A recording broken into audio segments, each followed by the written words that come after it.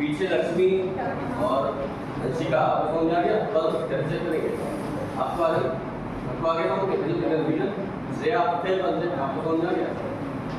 अतुल और इसमें आपको आगे तो आगे बढ़ते हैं।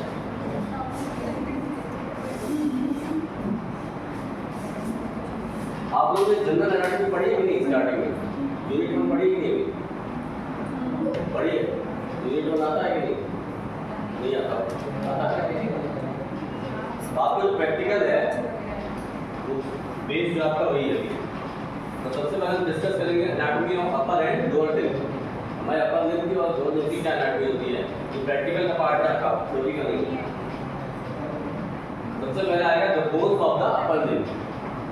ठीक है, कि आपके अपर लिम्ब में कौन कौन सी बोन्स आती है। यहाँ पे जनरल बात हो रही है, मतलब बिल्कुल डीपली नहीं जाएंगे। जो मेन बोन आपकी है उसके बारे में डिस्कस किया जाएगा। प्रैक्टिकल में आपकी जो मेन बोन होती है बॉडी की, है ना, उसके बारे में डिस्कस करते हैं। तो bones of the upper limb सबसे पहले आएगी आपकी क्लेविकल, जिसे हम कॉलर बोन भी बोलते हैं। ठीक है, तो इसका क्या होता है, मीडियल एंड जो होता है उसे हम बोलते हैं स्टर्नल एंड। स्टर्नल एंड का मतलब क्या हुआ? स्टर्नल एंड इसका मतलब क्या हुआ? मीडियल एंड जो क्लेविकल हमारी ये है, ठीक है, इसका मीडियल एंड है, इसको बोलते हैं स्टर्नल एंड। थोड़ा सा कॉमन सेंस का होता है। स्टर्नम यहाँ से फिर अटैच। हां, या स्टर्नम होती है, आपके स्टर्नम जो होता है इसमें बोलते हैं उसको स्टर्नल एंड या मीडियल एंड। ठीक है, और लेटरल एंड क्या होना जाएगा? एक्रोमियल। यहाँ पे क्या होता है हमारा स्कैपुला का एक्रोमियल प्रोसेस होता है, जो मैंने बताया था आपको। उसमें आगे जो होता है इसका कौन सा लेटरल पार्ट।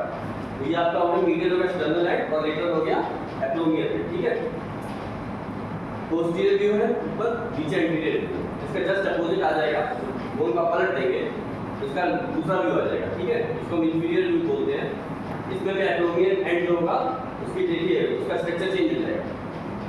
ये जानना इसलिए जरूरी है कि मान लीजिए कि आपके पास बोन यहाँ पे, तो आप कैसे जानोगे कि राइट साइड की लेफ्ट साइड की? ठीक है, अगर आपको पता है कि ये एंटीरियर व्यू ये पोस्टीरियर व्यू है, तब तो आप तुरंत पहचान लोगे कि बोन का पलट लोगे, कहते हो ये उल्टी है सीधा कर दो, तो आपको समझ आ जाएगा स्टर्नल एंड है और लेटरल एंड है, तो हम जोड़ लेंगे कि राइट साइड की लेफ्ट साइड की। लेकिन आप वो नहीं पहचान पाओगे कि पोस्टीरियर साइड है एंटीरियर, तो आप कंफ्यूज होगे। इसी बोन का भी पलट करके देखेगा आपको नीचे ये वाली, तो आपको लगेगा ये लेफ्ट हैंड की है, राइट की लेफ्ट, दोनों अलग अलग लगेगी।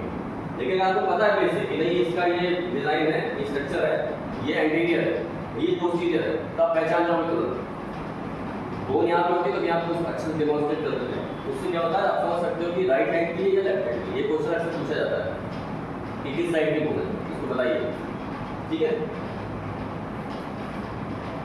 फिर आता है आपका स्टर्नम। स्टर्नम आपने पढ़ा होगा, सबसे ऊपर स्टर्नम क्या आता है, इसको बोलते हैं जुगुलर नॉच। ये जो पार्ट दिख रहा है जैसा स्ट्रक्चर दिख रहा है इसको बोलते हैं जुगुलर नॉच।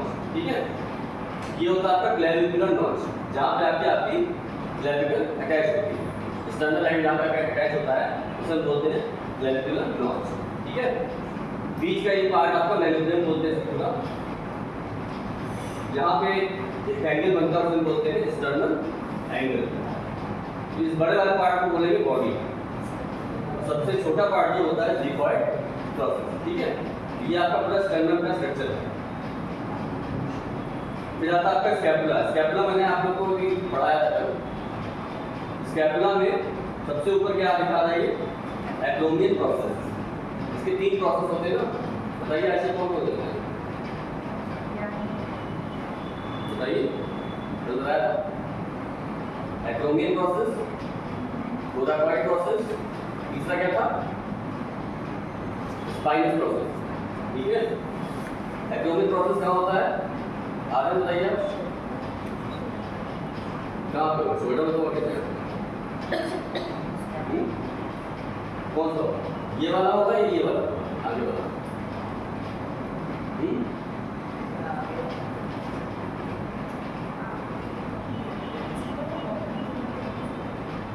कौन सा होगा? एक्रोमियल प्रोसेस कहाँ होता है, बाकी लोग पता ही नहीं, एक्रोमियल प्रोसेस नहीं पता है। जो आपकी न्यूक्लियर हड्डी होती है ऊपर, इसे बोलते हैं एक्रोमियल प्रोसेस। ठीक है, ये स्कैपुला का पार्ट होता है, पीछे जो बोन है इसका पार्ट होता है, ऊपर जो दिख रहा है माउथ देखिएगा, ये होता है आपका एक्रोमियल प्रोसेस। ठीक है।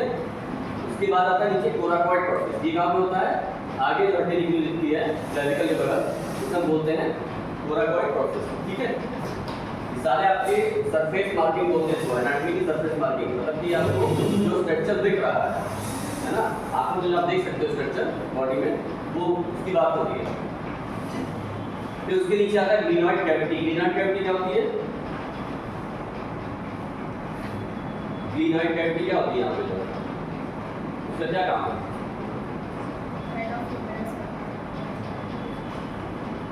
सही बता रही है ऐसी? यहाँ पे क्या होता है?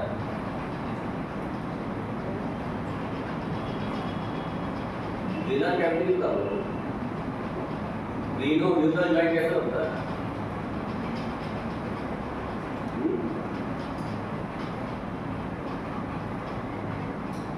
बताइए, सिंपल सा क्वेश्चन है।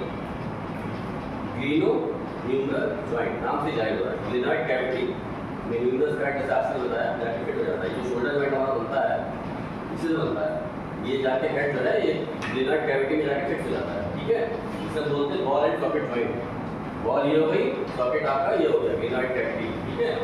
तो कोराकॉइड प्रोसेस के नीचे क्या दिख रहा है आपको? Glenoid cavity. यहाँ पे ग्लिनोम्यूरल जॉइंट बनता है, ठीक है। उसके नीचे आता है लेटरल बॉर्डर ऑफ स्कैपुला। ये स्कैपुला का लेटरल बॉर्डर है, ठीक है। फिर उसके नीचे सबसे नीचे जो ये एंगल जैसा दिख रहा है शाफ्ट, इसे बोलते हैं इंफीरियर एंगल। उसके बाद इधर आता है सब स्कैपुलर फोसा। सब स्कैपुलर फोसा में क्या होता है? आपकी मसल होती है जो आपकी यहाँ होती है, सब स्कैपुलर मसल, ठीक है। फिर ये हो गया आपका मीडियल बॉर्डर इस साइड, ठीक है। उसके ऊपर आता है यहाँ पे जो निकला हुआ पार्ट है, इसे बोलते हैं सुपीरियर एंगल। दिख रहा है ये हो गया सुपीरियर एंगल। उसके जस्ट बगल में होगा सुपीरियर बॉर्डर। उसके बाद आता स्कैपुलर नॉच। यहाँ पे एक नॉच जैसा स्ट्रक्चर होता है, इसे बोलते हैं स्कैपुलर नॉच, ठीक है। ये इसका एंटीरियर व्यू है स्कैपुलर का। ये है पोस्टीरियर व्यू। मतलब एंटीरियर व्यू का मतलब क्या हुआ? सामने, और ये पीछे राइट साइड, ठीक है। तो पोस्टीरियर व्यू में भी सारी चीजें सेम है, बस आपको पोस्टीरियर व्यू की स्ट्रक्चर याद करने पड़ेंगे। इसमें स्पाइन देखनी है, है ना। ग्लिनॉइड कैविटी इसमें इस साइड में आ जाएगी। इसको भी आपको साइड डिटर्मिनेशन के लिए याद रखना है कि लेफ्ट साइड है राइट साइड है। तो उसमें आपको पता है कि एंटीरियर व्यू में क्या क्या स्ट्रक्चर दिख रहे हैं, वो आपके सामने होगी। आपने ध्यान से देखा कि इसके ये स्ट्रक्चर, ये फोसा दिख रहा है सर्विस कैपुलर, ठीक है। उसके बाद लेटरल बॉर्डर दिख रहा है, ग्लिनॉइड कैविटी दिख रही है और सारे एंगल दिख रहे हैं। इससे आप अंदाजा लगा दोगे कि ये जो है एंटीरियर पार्ट। जब एंटीरियर पार्ट ऐसे रखोगे तो आपको समझ में आ जाएगा कि लेफ्ट साइड का राइट साइड का, क्योंकि एंटीरियर पार्ट देख लो उसमें ग्लिनॉइड कैविटी बाहर की तरफ है। तो क्या होगा? मतलब ये किस साइड की, किस साइड की होगी तो दिखाइए। एंटीरियर किस साइड की होगी ये पूछो, लेफ्ट और राइट?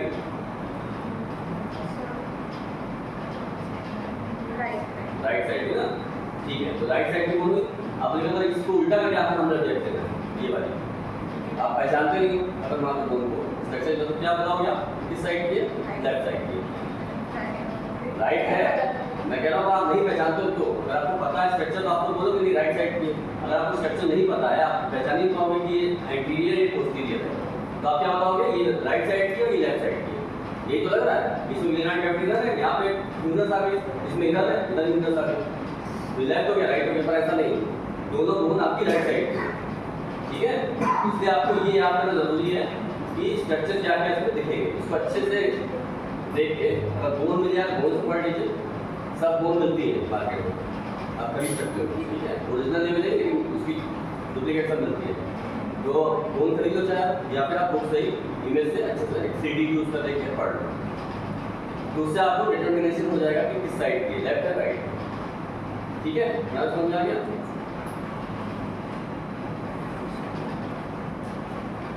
ये कौन सी बोन है बीच में लिखा है? स्टर्नम। ये क्या ग्रीन वाला पार्ट?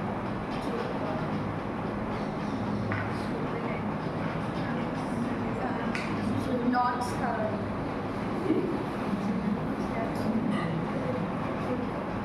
शुगर नॉट्स करके नॉच नहीं पूछ रहा हूँ मैं, पूछा पार्ट को बोलते क्या है, पूरे पार्ट को तीन वाले स्टर्नम 3 पार्ट में डिवाइड होती है ना, बताया मैंने पहले। मोबाइल में बोलिए काशी।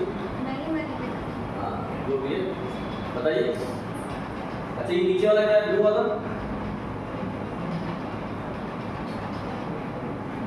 ये छोटा वाला पार्ट ब्लू वाला नीचे, ये पर्पल कलर का सब भूल जाता है आपको बोलने की। ये क्या है? मेनोप्रियम, ग्रीन वाला पार्ट जो देखा था मेनोप्रियम था, ठीक है।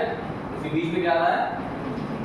बॉडी, ये जो बीच वाला बड़ा वाला पार्ट है। छोटा वाला पार्ट क्या है? डिकॉइड प्रोसेस, ठीक है। इसको भूलिए नहीं बात। अब यहाँ लेबलिंग आपको याद है, जहाँ लेबलिंग नहीं आता भूल जा रहा, ऐसा नहीं होना चाहिए। समझिए क्या है, क्या है ये मेनोप्रियम, ये क्या है?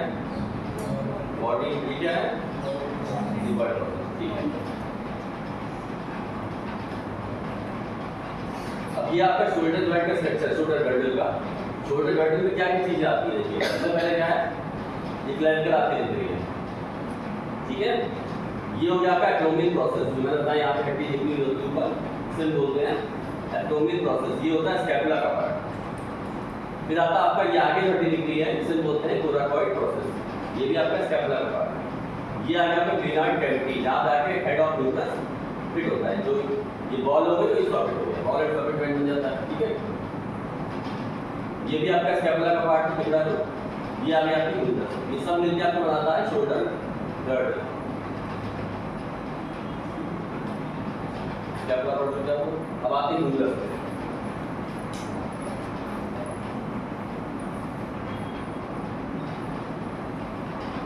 ठीक है। अब न्यूक्लियस सही आती है। सबसे ऊपर तो दिख रहा है क्या है? Greater tubercle. उसके नीचे जो आ रहा है ये क्या है? Lesser tubercle. यहाँ ट्यूबरकल मतलब बाहर जैसा होता है, उठा हुआ स्ट्रक्चर होता है, तो मोटे ट्यूबरकल है। ये ग्रेटर ट्यूबरकल है, ये लेसर है, ये ऊपर है, ये नीचे है। उसके बाद क्या आता है? Inter tubercle circle. यहाँ पे गहराई होती है, यहाँ पे आपके हल्का गड्ढा जैसा स्ट्रक्चर दिखेगा, वो जो गहरी होती है लाइन जैसे दिख रही है बीच में, ये वजह है। ये होता है आपका इंटर ट्यूबरकल सर्कल, ठीक है। इसके बाद नीचे आता है डेल्टॉइड ट्यूबरोसिटी। यहाँ पर आके आपकी डेल्टॉइड मसल जो है वो अटैच होती है, डेल्टॉइड ट्यूबरोसिटी हल्का सा पूरा पार्ट होगा। उसके बाद नीचे आते हैं, फिर नीचे आके रेडियल फोसा, उसके नीचे आते हैं कोरोनाइड फोसा, फिर कैपिटलम है, प्रोक्लियर, ठीक है। यहाँ पे समझ आ गया? कंफ्यूजन? रेडियल फोसा में क्या होगा? कैपिटलम में क्या होगा? ट्रॉपिया में क्या होगा? आप लोग ने पढ़ा ही नहीं शायद अभी ना, नहीं पढ़ा? यूनिट पढ़ा है, बताइए क्या होगा? ट्रॉपिया नॉस में क्या क्या केस होता है? अल्ना, सही बता रहा हूँ। कैपिटलम में रेडियल, गुड, ठीक है। तो यहाँ पे आपकी अल्ना हो जाती है नीचे, यहाँ पे आके रेडियस हो जाती है। ये पार्ट है यहाँ रेडियस, ये अल्ना, ठीक है। रेडियस इधर होता है कैपिटलम, इधर होता है ट्रॉपिया, दोनों आपके जुड़ के आपको बनाता है एल्बो जॉइंट। यहाँ पे जब ये आपकी हो जाएगी इधर बोन बनी है रेडियस अल्ना, ये दोनों आके जुड़ेंगे तो आपका बन जाएगा एल्बो जॉइंट, ठीक है। ऊपर क्या था? शोल्डर जॉइंट कैसे बनता था? ग्रेनाइड कैविटी से नीचे आके जब ये जुड़ जाएंगे दोनों बोन तो बन जाएगा आपका एल्बो जॉइंट, ठीक है। इसमें भी आपको राइट एंड लेफ्ट में डिफरेंशिएट करना है कि कौन सी लेफ्ट साइड है, कौन सी राइट साइड है। तो इसमें आपको याद करना पड़ेगा, जैसे डेल्टॉइड वेलोसिटी इसमें दिख रही है, ठीक है। इसमें कहाँ दिख रही है? इस साइड दिख रही है। रेडियल ग्रूव जो होता है ये भी उठा हुआ पार्ट होता है। रेडियल ग्रूव आप देख के पहचान सकते हो कि बोन का एंटीरियर व्यू है या पोस्टीरियर व्यू है, ठीक है। ये होता है एनाटॉमिकल नेक, ऊपर जो दिखा है ये होता है हेड ऑफ ह्यूमरस, यहाँ तक समझ में आ गया। ये होता है मीडियल एपिकॉन्डाइल, ये वाला पार्ट, और इधर होता है आपका ऑलिगोडेंड्रॉन फोसा बीच में।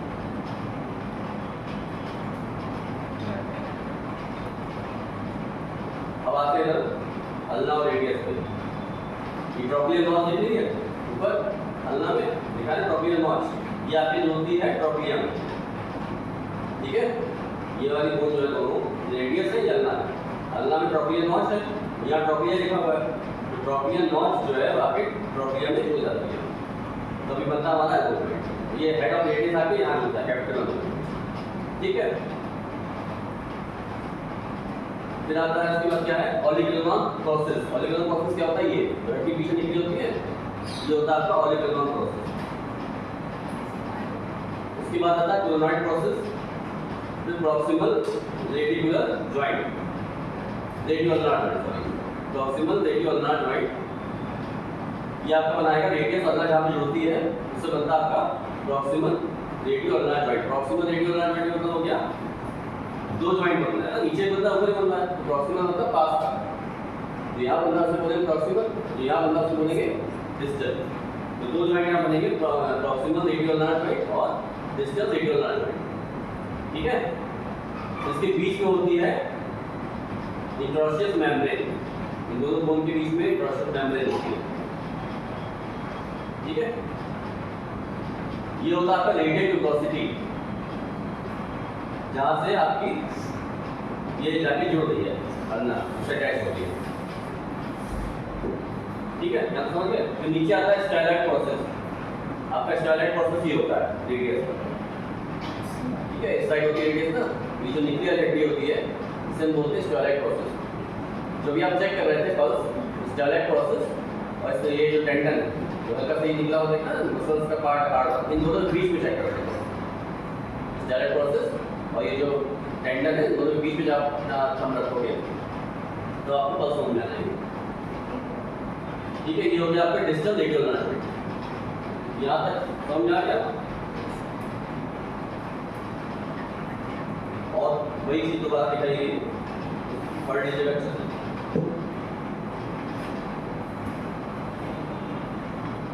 अब आते हैं हैंड पे। ये होता है आपका फेरेंजेस, तीनों जो आपके फेरेंजेस होती है ना, फेरेंजेस, इनके बीच में ज्वाइंट बनता है, क्या बोलते हैं, यहाँ पे ज्वाइंट बने उसे क्या बोलते हैं, सबसे ये वाला ज्वाइंट हमारा क्या होता है,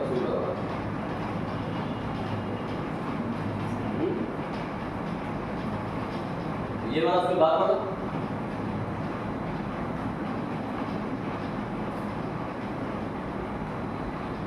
पता है कि नहीं, ये बता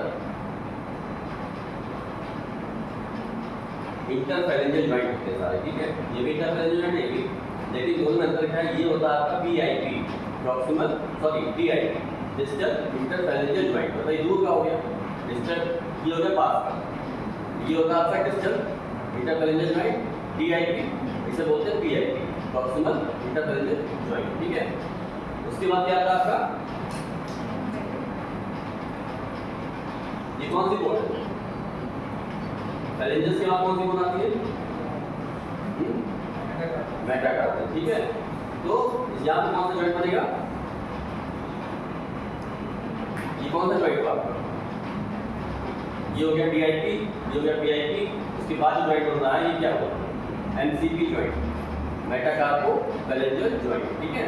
मेटाकार्पल आप ये है, ये आपका फेरेंजेस से दो जोड़ रहा है, और मेटाकार्पोफेरेंजियल जॉइंट MCP शॉर्ट बोलते हैं, ठीक है। ये देखा ना मेटाकार्पल, ठीक है, ये आपकी 5 बोन जो है ये मेटाकार्पल होती है, ठीक है। उसके बाद ये आपकी कार्पल, कार्पल बोन मैंने बताई थी, याद है ना, इसको कौन सा जॉइंट बोलते हैं, कार्पो मेटाकार्पल जॉइंट, ठीक है। मतलब कार्पल बोन और मेटाकार्पल के बीच जो जॉइंट होता है उसको बोलते हैं कार्पो मेटाकार्पल जॉइंट।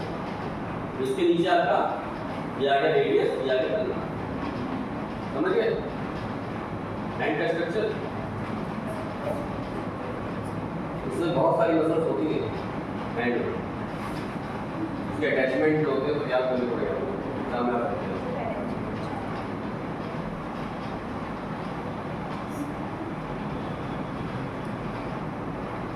ये क्या लिखा होगा, डिस्टल हो गया ये, इसे मिडिल बोलते हैं। यहाँ जो डिस्टल और मिडिल की टर्म रहेगा उसको बोलेंगे DIP, यहाँ जो बनेगा ये PIP, ठीक है। ये हो गया MCP, ठीक है, ये कार्बन मेटाटार्सल, ठीक।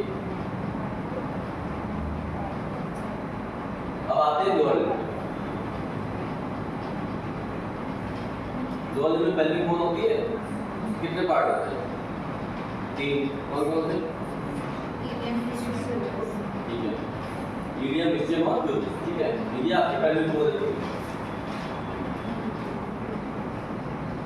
ये जो पार्ट दिख रहा है इसे बोलते हैं PSIS, posterior superior iliac spine. इधर जो आगे आ रहा है पार्ट इसे बोलते हैं एंटीरियर सुपीरियर इलियक स्पाइन। ये जो हड्डी निकली होती है हम लोग आगे से एब्डोमेन की जस्ट नीचे हड्डी निकली होती है, इसे बोलते हैं ASIS, ये वाली, ठीक है, एंटीरियर सुपीरियर इलियक स्पाइन। उसके बाद ये एसिटाबुलम होता है। एसिटाबुलम में क्या होता है मालूम है कि नहीं? एसिटाबुलम का क्या काम है?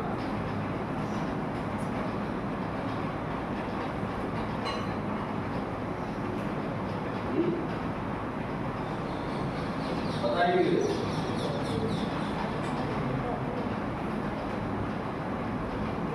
ये बता, एसिटाबुलम में आपका हेड ऑफ फीवर होता है। जैसे ग्लिनॉइड कैविटी की यहाँ पे शोल्डर में हमारा हिप जॉइंट बनता है, यहाँ पे आके फीमर का हेड होता है। ये भी बॉल एंड सॉकेट जॉइंट होता है, ठीक है। तो एसिटाबुलम और हेड ऑफ फीमर मिलकर बनाता है हमारा हिप जॉइंट। ये है, ये आपका एक तरह से गड्ढे जैसा स्ट्रक्चर होता है एसिटाबुलम। और नीचे आइए, स्ट्रेट डिप्रोसिटी दिख रही है। जब हम लोग बैठते हैं, जिस बोन पे हम लोग बैठते हैं वो होती है हमारी स्ट्रेट डिप्रोसिटी, ठीक है। बैठते हैं लोग तो हम लोग इसी बोन पे बैठते हैं, स्ट्रेट डिप्रोसिटी में। तो मेन इंस्ट्रक्शन आपको बता रहे हो, ASIS क्यों पढ़ते हैं, इसकी इंपॉर्टेंस क्या है? तो किसी की आप बॉडी का पोस्चर चेक करेंगे, अलाइनमेंट चेक करेंगे या लिम्ब लेंथ करेंगे, मतलब किसी का पैर छोटा बड़ा है उसको नापना होगा, ठीक है। या फिर किसी की पेल्विक टिल्ट हो गई आगे पीछे, उस समय आपको ये पता होना चाहिए कि ASIS क्या होता है, कहाँ पे होता है। इससे आप पोजीशन में पता लगा सकते हो, ठीक है। उसके बाद जो आप एसिटाबुलम और समझ के यहाँ पे गड्ढा होता है, बाकी इसके सब नाम है, याद कर लीजिएगा। जो मेन चीज मैं बता दिया आपको, ये होता है आपका प्यूबिक ट्यूबरकल। ये प्यूबिक बोन होती है, प्यूबिक ट्यूबरकल होता है, ठीक है। यहीं पे आके दो बोन आपको जुड़ती है, प्यूबिक सिम्फाइसिस जो बनता है, पता ही नहीं, ये बता इसमें नेट चल रहा है नहीं आप लोगों को? चल रहा है।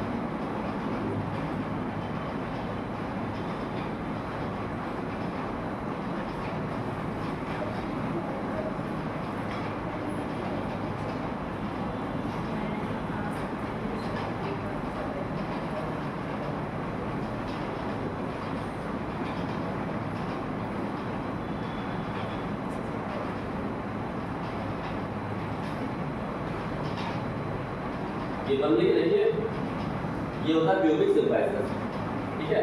अभी जो मैंने बोन आपको दिखाई दी पहले भी पढ़ा रहे थे, ये वाली बोन पढ़ा रहे थे, इसका इतना पार्ट में पढ़ा रहा हूँ, ठीक है। दोनों बोन होती है, एक लेफ्ट होती है, राइट होती है, इसे बोलते हैं पेल्विक बोन। ये हो गया आपका इलियम, ये हो गया इस्चियम, ये हो गया प्यूबिस।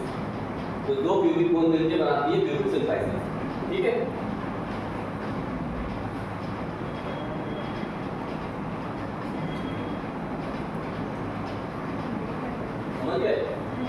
ये हो गया प्यूबिक सिम्फाइसिस। यही का दूसरी बोन का प्यूबिक ट्यूबरकल होता है, जो बनता है प्यूबिक सिम्फाइसिस, ठीक है। दोनों हड्डियां भी हो जाती हैं।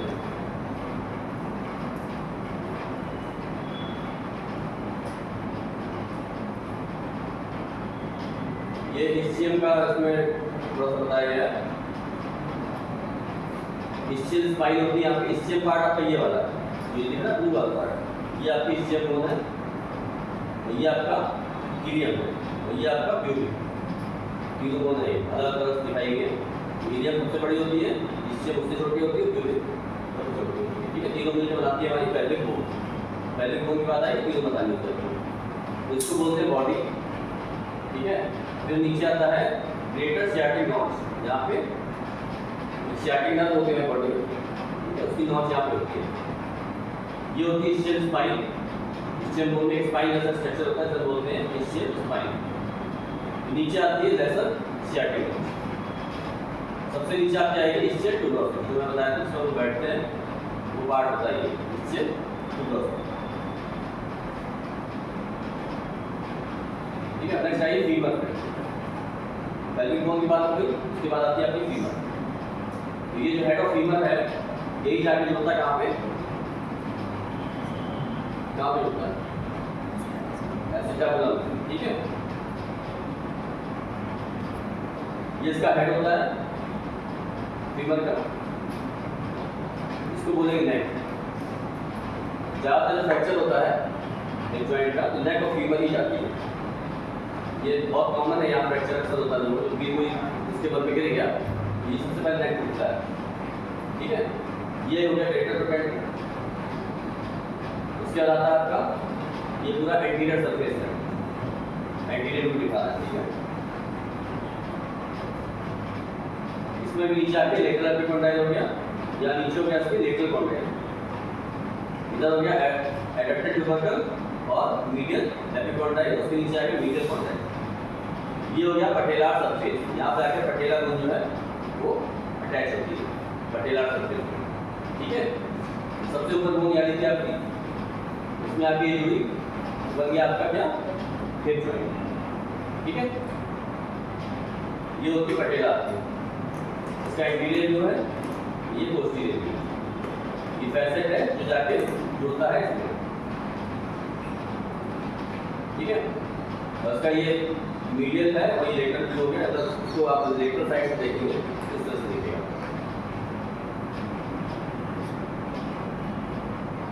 फिर उसके बाद कौन सी बोन आती है फीमर के बाद? टिबिया और फिबुला। सबसे ऊपर की आपकी पेल्विक बोन, उसके बाद आ गई आपकी फीमर, फिर अब आ गई टिबिया और फिबुला। कौन सी बोन बड़ी होती है, टिबिया या फिबुला?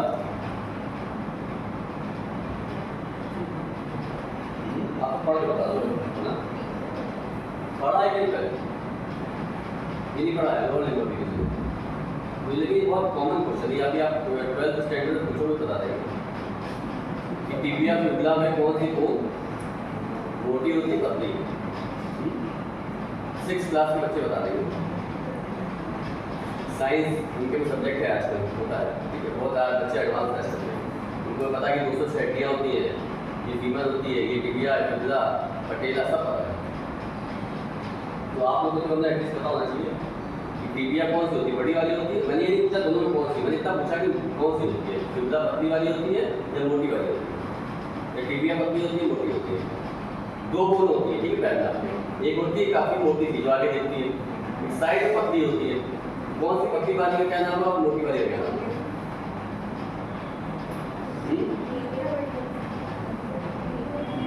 बताओ तो। ये बता रहे टिबिया मोटी होती है, फिबुला पतली होती है। बताइए, सही बता रहे?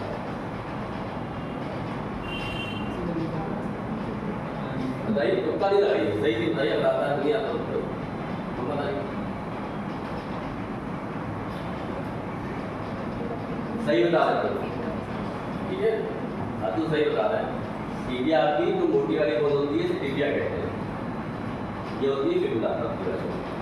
फिबुला आपकी लेटरल साइड में होती है, बाहर की तरफ। टिबिया जो होती है अंदर साइड, जब आप खड़े होते हैं तो आपकी फिबुला बोन बाहर की तरफ होती है पतली, टिबिया मेन होती है जिससे आपका पूरा बॉडी वेट आता है।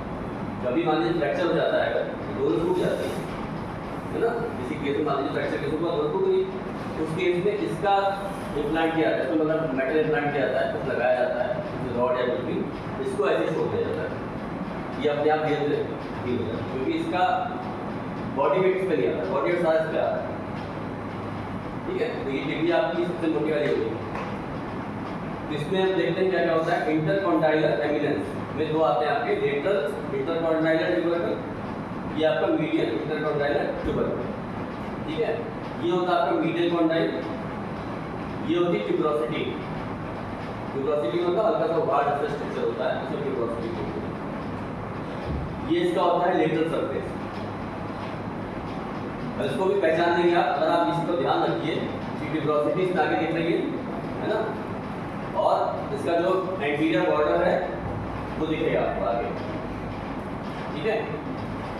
ये सब चीज़ें, ये स्ट्रक्चर आपको याद रहेगा तो आप इसको घूम सामने रखोगे तो फिर ये देखोगे कि यहाँ पे आके फिबुला का हेड जुड़ रहा है, यहाँ पे फिबुला नॉच होगी, उससे आप पहचान सकते हो बोन राइट साइड के लेफ्ट साइड, क्योंकि फिबुला आपकी हमेशा बाहर की तरफ होती है, ठीक है। बोन आपने रखा बाहर की साइड में, आपने देखा कि फिबुला नॉच है और ट्यूबरोसिटी सामने दिख रही है, तो बोन मतलब एंटीरियर ट्यूबर होगा, तो बोन राइट साइड की होगी।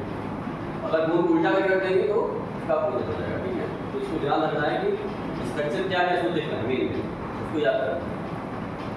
क्लियर है?